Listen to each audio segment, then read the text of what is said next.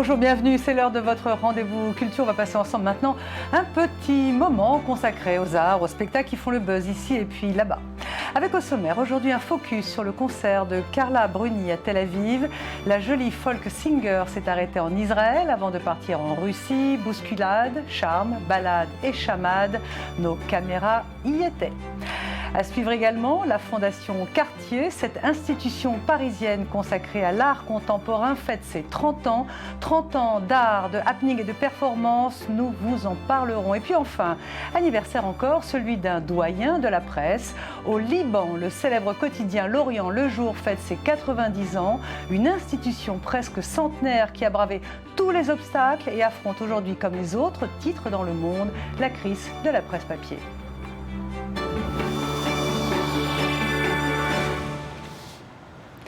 Voilà pour le sommaire. Merci de votre fidélité à nos programmes. Alors Carla Bruni a chanté à Tel Aviv. La folk singer est en tournée. Elle revient des États-Unis. Elle va partir à Moscou, s'arrêtera à Barcelone. En Israël, son concert a eu lieu à Tel Aviv, au théâtre Habima.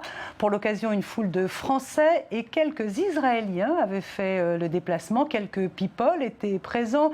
La ministre de la Culture israélienne, Limor Livnat, Shaul Mofaz, ancien ministre de la Défense, la comédienne Hana Laslo et puis surtout le chanteur Idan Reichel. J'ai écouté quelques-unes de ses chansons sur YouTube et j'aime ce genre de chansons en acoustique. Une guitare très riche, une vraie storyteller, c'est très sympa. Voilà, Idan Reichel, le folk singer au micro de David Gombin qui lui aussi a assisté à ce concert. Alors Carla Bruni sur scène, eh bien c'est un look rock, une voix folk, une petite veste de velours bordeaux, un débardeur noir, un jeans cuir, des boots, pas de bijoux, juste son alliance. Une jeune femme toute simple avec une voix et un regard de chat. Elle s'est adressée au public avec quelques mots en hébreu, entourée d'un pianiste et d'un guitariste. L'ex-première dame a beaucoup joué avec sa voix, elle a multiplié les effets, les allusions. La présence de son mari Nicolas Sarkozy a électrisé le public évidemment et c'est donc sous des hurrahs qu'il s'est assis tranquillement sur le fauteuil pour la regarder comme toujours, pour regarder sa femme chanter. On l'écoute. Je suis le plus beau du quartier, je suis bien aimé. Dès qu'on me voit, on se sent tout comme envoûté, comme charmé. Lorsque j'arrive, les femmes elles me frôlent de leur. Voilà, le concert aura duré 1h30 avec de nombreuses chansons tirées de l'album Little French Song, du folk, des ballades douces soutenues par des paroles acérées, finement ciselées. Il s'en est suivi ensuite un cocktail auquel le couple n'a pas assisté à la grande déception des fans. Alors malin, David Gombin et Nassib Safadi ont donc été à la sortie des artistes, attrapés au vol le Wonder Couple. C'était pas une mince affaire, on les écoute. Madame Brunier, bonsoir. Quelles sont votre impression après ce concert? Mon impression, c'est qu'il faut revenir à Tel Aviv. C'est merveilleux. Quel souvenir vous avez emporté à vous? Un souvenir de grande chaleur, de grande énergie et de vie. Voilà, c'est Israël. Merci beaucoup.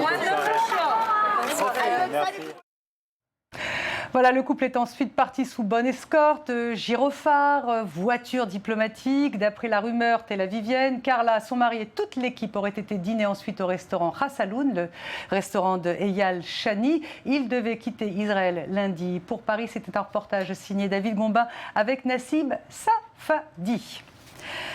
Direction la France, maintenant Paris. Parmi les institutions dédiées à l'art contemporain, la Fondation Cartier s'est indiscutablement imposée. En 1984, cette fondation était installée à Jouy-en-Josas, dans la banlieue ouest de Paris. En 1994, elle a déménagé dans un magnifique bâtiment de verre et de verdure signé Jean Nouvel, boulevard Raspail. L'aventure Cartier a donc démarré il y a très exactement 10 ans. C'est le récit de 30 ans, pardon. C'est le récit de Margot Stellman avec Maëlle Benoliel. Bijoux, montres et accessoires de luxe, Cartier c'est évidemment ça. Mais c'est aussi la Fondation Cartier pour l'art contemporain. Fondation qui depuis 3 décennies déjà s'est donnée pour mission d'élargir la sphère de la création, digne d'être exposée en donnant carte blanche à des artistes venus du monde entier. Designers, musiciens, couturiers, mathématiciens et metteurs en scène, le tout dans un cadre original, éclectique et indépendant. La fondation se veut être à l'origine de nouveaux courants artistiques depuis les années 80 et organise entre autres les soirées nomades et les nuits de l'incertitude. Des rendez-vous qui sortent de l'ordinaire consacrés aux arts de la scène. Contrairement à d'autres marques, Cartier a rigoureusement séparé ses affaires dans le luxe de son mécénat artistique. La fondation a organisé quelques expositions d'envergure comme celle consacrée en 2003 aux Yanomami, indiens d'Amazonie, et a dopé la carrière de beaucoup d'artistes dont Philippe Stark et Mark Newson. Vivre l'eau.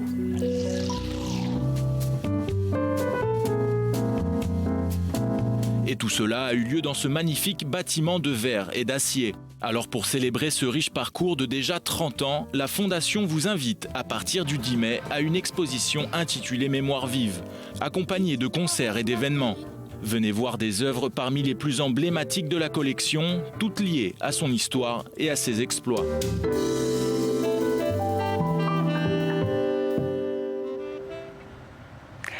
On y est habitué, mais on ne s'en lasse jamais. Les records du Guinness. Cette fois, c'est la Hongrie qui s'y est collée en érigeant à Budapest une tour de plus de 36 mètres de haut en briques Lego de toutes les couleurs.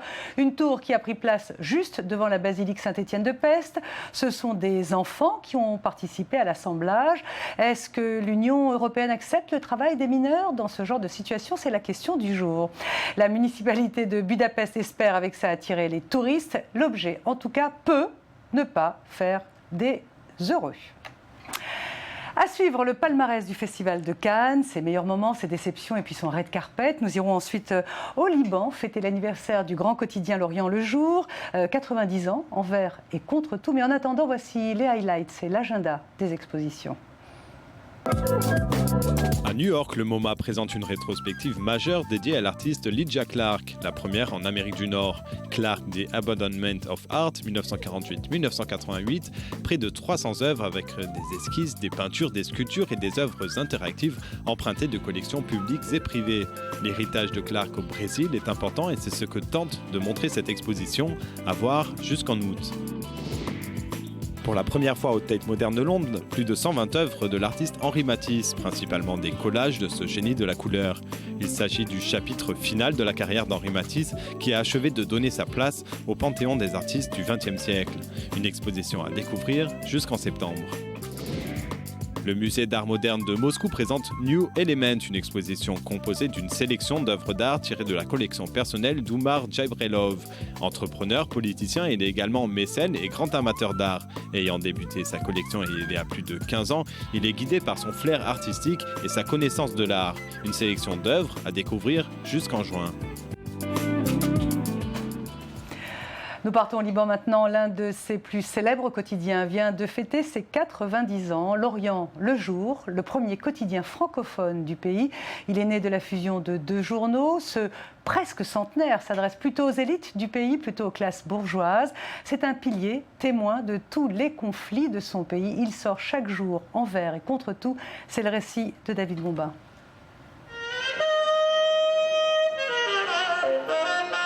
Une fête digne de l'événement. Plus de 600 personnes se sont réunies la semaine dernière pour faire honneur à l'un des titres phares de la presse francophone au Moyen-Orient. Collaborateurs, personnalités politiques et médiatiques étaient venus sur le site des anciens locaux du journal L'Orient le Jour pour rendre hommage à la longue histoire de ce quotidien. L'Orient le Jour est un journal qui a su maintenir tout au long de son histoire un niveau moral et professionnel de qualité dont la presse d'aujourd'hui s'écarte souvent. Fruit de la fusion en 1971 entre L'Orient, fondé en 1924, et Le Jour, fondé en 1934, en 90 ans, il est devenu le troisième quotidien du pays. En 2006, il tirait déjà à 18 000 exemplaires. L'Orient le Jour s'adresse à la minorité chrétienne et francophone du Liban, tout comme aux Libanais francophones vivant en exil, s'imposant comme la voie libre pour les Libanais. Succès à double tranchant, parfois éloigné du peuple et de ses préoccupations. Le Courrier international décrit le journal comme possédant quelques belles plumes à l'instar d'Issa Gorayeb ou de Gabi Nassar, mais aussi une langue un peu précieuse et un penchant pour la vie mondaine. Même en pleine guerre civile, lorsque les conditions étaient difficiles, la rédaction se faisait un point d'honneur à tirer le journal, passant en revue la vie culturelle, politique et économique du pays.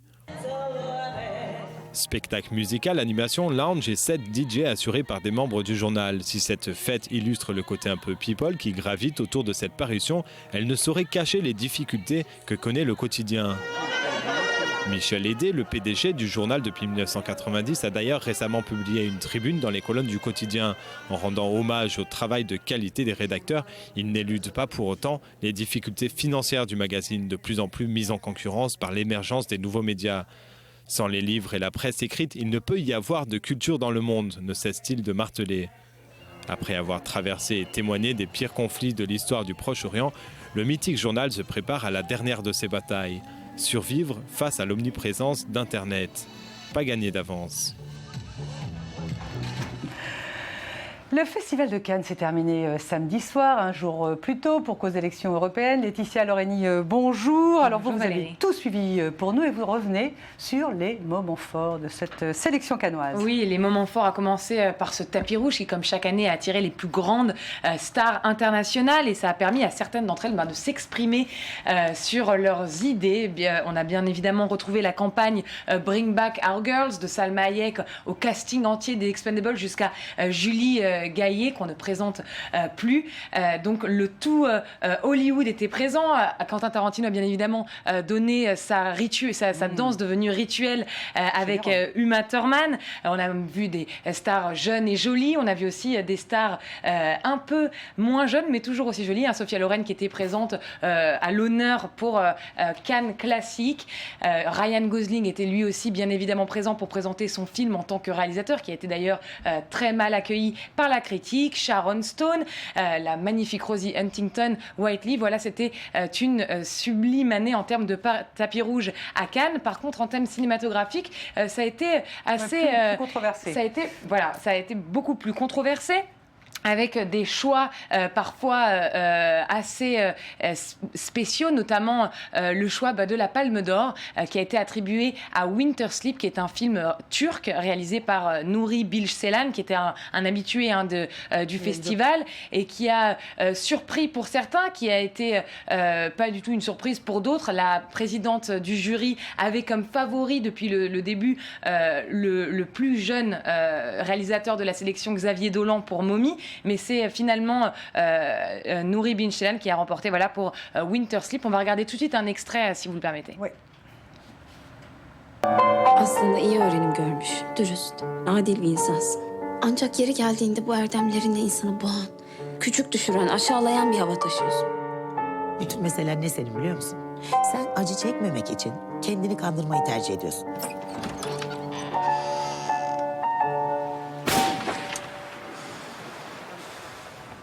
Oui, la presse n'est pas toujours tendre avec ce film. On parle de film ennuyeux presque. Voilà, c'est un film de très très long, plus de 3 heures de film. La présidente du jury l'a décrit comme un film Jane Campion l'a décrit comme un film magistral, très sophistiqué. D'autres, Winter Sleep, il joue avec le titre, disent que on a envie justement de dormir pendant ce film. Bienvenue. D'autres moments forts de ce festival, Laetitia. Les moments forts, on va aussi parler des prix d'interprétation pour les acteurs, à commencer par Julianne Moore, qui a finalement reçu ce prix d'interprétation féminine pour un rôle que j'avais repéré. Les deux acteurs qui ont remporté, je les avais repérés. Julianne Moore pour ce rôle dans le film de David Cronenberg, Map to the Star, qui était aussi l'un de mes préférés de cette sélection. Et bien voilà, il n'est pas parti les mains vides puisqu'il a permis à son actrice de remporter ce prix d'interprétation féminine. Pour les prix d'interprétation masculine, là aussi Timothy Spall, qui jouait dans le dernier film de Mike Leigh, le britannique Mike Leigh, a remporté l'interprétation masculine pour Mr. Turner, une performance absolument extraordinaire. Faut rappeler que Timothy Spall n'avait pas pu venir au Festival de Cannes à l'époque où Mike Leigh avait remporté la Palme d'Or en 96 pour Secret et Mensonge, puisqu'il se battait contre un cancer qu'il a d'ailleurs vaincu. Donc c'était un grand moment d'émotion pour Timothy Spall quand il a reçu son prix d'interprétation masculine. Il a remercié le bon Dieu. Tout à fait, il a remercié le bon Dieu et il a remercié bien évidemment le réalisateur avec qui il collabore assez fréquemment.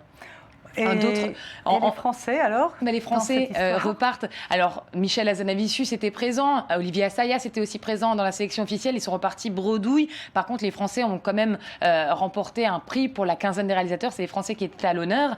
Mais c'est vrai que Michel Hazanavicius n'a pas créé l'événement. Il l'avait créé avec The Artist, mais pas avec The Search, son film sur la guerre, qui fera néanmoins, à mon avis, du bruit une fois sa sortie en salle. Et puis pour le film d'Olivier Assayas, avec Juliette Binoche, qui était finalement la compétitrice directe de Julianne Moore cette année. Elle jouait à peu près le même rôle dans deux films qui traitaient à peu près le même thème. Il n'a pas eu. Merci beaucoup Laetitia, on vous retrouve la semaine prochaine déjà et puis au prochain festival. Voilà, le magazine Culture c'est terminé pour aujourd'hui. Juste après, c'est l'info qui continue. Merci de votre fidélité. À demain, même heure.